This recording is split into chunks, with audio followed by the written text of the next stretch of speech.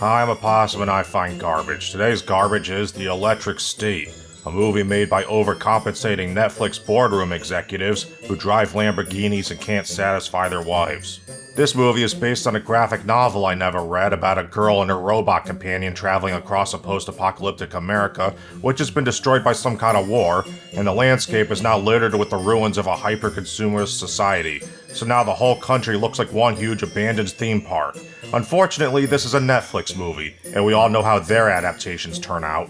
This movie somehow cost $320 million, which makes it one of the most expensive movies ever made. I wonder how much of that went to Gus from Breaking Bad, who filmed a grand total of one scene standing up. It's actually infuriating to think that someone could have $320 million to spend on a project, and then they make something as forgettable and uncreative as this movie. Just imagine how many smaller movies that money could have been used for. But that's the paradox of having such a huge budget. In theory, you have essentially infinite resources to do whatever you want, but in practice, when you have to return on that big of an investment, you have to play it safe and not do anything too weird. You have to make something as bland, inoffensive, predictable, and dumb as possible to appeal to as many normies as you can. You know, Netflix spent $98 million on The Dark Crystal: Age of Resistance back in 2019, and then canceled it after one season because it didn't immediately do Stranger Things numbers. But then they went and spent more than 3 times that amount on this garbage adaptation of a book most people have never heard of. Alright, before I get to the meat of this review, let me just give a quick rundown of what happens in this movie. The movie starts with a prologue explaining that at some point in the 1950s, the Walt Disney Company created robots for their theme parks, and then other companies started making robots for various commercial purposes, and they became ubiquitous. But then they decided to revolt against their human masters and a war broke out in the 1990s.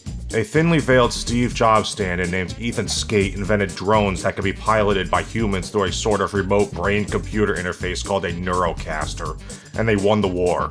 The leader of the robots, Mr. Peanut, yes, the Planters mascot, so you can guess who sponsored this movie, reluctantly signed a treaty agreeing to allow the remaining robots to be forced to live in an exclusion zone somewhere in the desert, and the neurocaster network became commercialized and everyone became addicted to it. Then in 1994, a teenage girl named Michelle, played by Millie Bobby Brown, is an orphan because her family was killed in a car crash, so she now lives with a foster caregiver who she hates. One night, a robot breaks into her house and manages to convince her it's being controlled remotely by her brother Chris, who she thought was dead. But the robot can only communicate through catchphrases for some reason, so she has to interpret what he says. He tells her they need to find a scientist who knows where his human body is being kept, but since robots aren't allowed outside the exclusion zone, they have to evade the authorities, namely a retired army guy called The Butcher, played by Gus from Breaking Bad, who uses a drone body to chase them so they could film all of his scenes sitting down.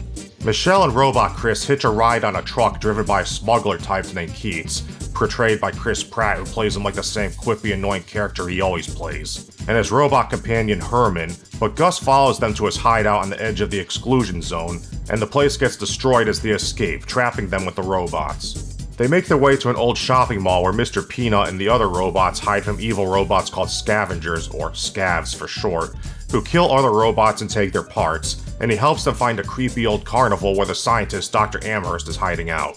I mean, where else is a scientist supposed to hide? An abandoned mental asylum? A haunted mansion? A cursed mummy's tomb? Don't be ridiculous. He explains that the company he used to work for, which is run by Ethan Skate, took Chris's body and are now using his unique super genius brain to run the neurocaster network that everyone uses to control their drones. Yeah, in this world in which the technology exists to make thinking and feeling robots with artificial brains capable of human-like intelligence, they need the brain of this child, who the movie tells us is the smartest person in the world, even though he never demonstrates it, to run the network that enables human operators to control drones because they can't just make a remote control. Anyway, Gus shows up with the drones from the company, Dr. Amherst is killed in the ensuing shootout, and Robot Chris gets captured. Michelle and the others go back to the mall and find it's been attacked while they were gone, and after the second act low point, they decide to go to the headquarters of the corporation to get Chris back. Michelle breaks in while Keats and Mr. Peanut lead an army of robots, who all got out of the exclusion zone they were trapped in by having one of the robots just press some buttons, because it was that easy and they could have done that anytime but just decided not to until now, to attack the building, prompting Skate to send his drone army outside to fight them. Michelle finds Chris's human body, and it turns out he's in a coma, so she can only talk to him through the network, so she puts on a headset to enter his mind, and he tells her she has to kill him to destroy the Neurocaster network. Eventually she does, and all of the drones deactivate. Skate gets arrested for kidnapping while trying to flee the country. Michelle goes to live with the robots and records a video telling everyone to get over the fact that their in-universe equivalent of the internet is now gone forever. And then we see Chris's robot body being dumped in a junkyard somewhere, but it turns out he's still alive. Then the movie ends. The movie doesn't do much with its premise. It's a post-apocalyptic world with robots that look like advertising mascots, and that creates a unique aesthetic, but they don't do anything with it. They could have had a theme about how rampant consumerism leads to overexploitation of the Earth's natural resources and results in an ecological disaster while people increasingly tie their happiness to the unsustainable constant acquisition of products so they can get short-term dopamine hits at the expense of long-term fulfillment. But considering how Netflix's entire business model is built on getting people to binge-watch content, and they need mindless consumers who can't stand to be without stimulation for 5 minutes, I can see why they might decide that it's not in their best interest to speak out against the mouse utopia. But as it stands, there's no real in-universe reason the robots have to be like they are, when they could have just as easily been like the robots from something like AI Artificial Intelligence, or iRobot, or even The Creator. It really is just a meaningless aesthetic and nothing more. From what I understand, the book isn't even about the robots. They're just a feature in the horrifying landscape. But Netflix decided to make the movie about the funny robots without understanding their purpose in the story.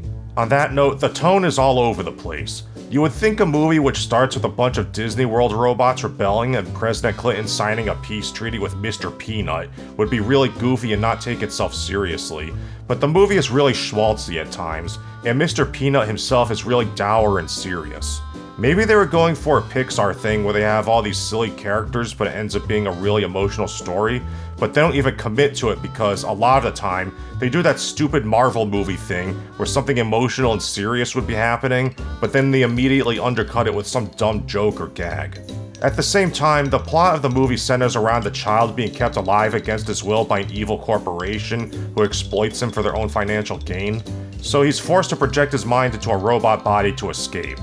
That's an inherently disturbing concept which, in another movie, would be great fodder for a dark dystopian sci-fi thriller, but it's in a Chris Pratt family comedy. And the source material is dark and dystopian. I've never even read the book, but even I could tell they just took the most surface-level elements of the story, dumbed them down, and Hollywoodized it. It's an insult. The smiling, happy faces of the mascot robots and advertisements juxtaposed with the decaying ruins of America suggest a world which pretended everything was fine until it fell apart because everyone was too preoccupied consuming and giving in to their desires. None of this is meant to be cute and kid-friendly. It's supposed to be disturbing. What they did with the movie is stupid. I've heard that Netflix actually has an internal mandate from their executives to make movies dumb on purpose so people who screw around on their phones while watching them, or who just put them on as background noise while they do something else can still follow along. And that's why characters will just bluntly explain whatever their actions and intentions are, which goes against everything any creative writing class would ever tell you and is actually an insult to film as a visual art form. But if Netflix really expects people to only half pay attention to their pseudo-films, then that's an acknowledgement that their movies are disposable, essentially equivalent to long-form TikTok videos for idiots with short attention spans. And if that's the case, why spend $320 million on something you don't even expect anyone to actually watch?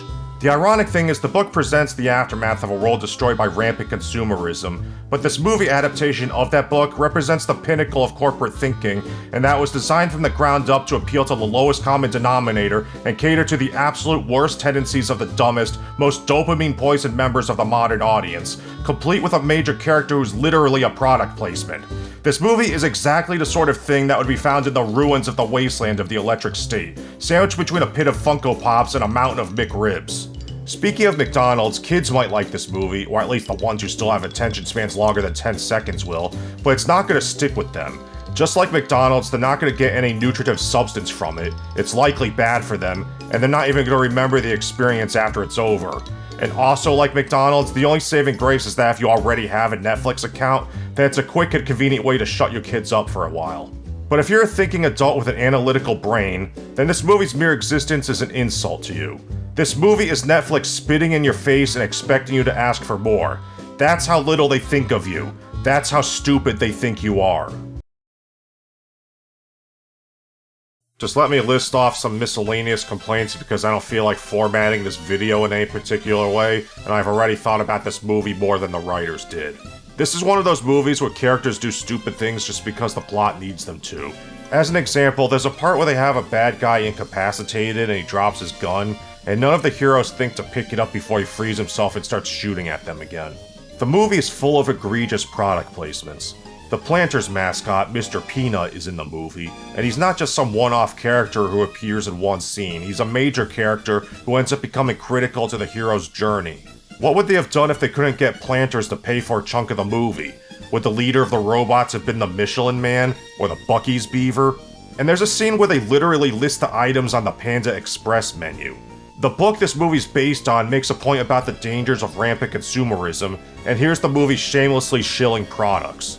There are a lot of song covers in the movie, and you would think they would have used the popular music from the early 90s since that's when this movie takes place, but no, they just use whatever, and the song choices make no sense and seem totally random. At one point, they played Don't Stop Believin' by Journey, which came out in 1981, so you can't even call it 90s nostalgia, and it's during a scene where the robots are marching toward the bad guy's headquarters, and the only reason I could think of for why they chose that song is that it sounds vaguely triumphant, which describes a lot of songs which could have been shoehorned into that scene. The movie is so predictable and so derivative of other things, while also failing to understand the art of storytelling beyond just being a series of things happening, that it's like an AI wrote it. And I know everyone says that about every movie now, but this movie is so dumb and simplistic and misses the point of its source material so completely that it really does feel like someone just told ChatGPT to write a story about robots, and it did so based on training data full of other movies like Terminator, Ready Player One, and Guardians of the Galaxy. Alright, that's enough. Here's a challenge for my audience. In the comments below, tell me which streaming service you hate the least and why. And don't forget to subscribe, check my channel for other videos you may have missed since YouTube doesn't always tell you when I upload. Leave a comment, send me your fan art, and support me on Patreon. The links are in the pinned comment. Bye.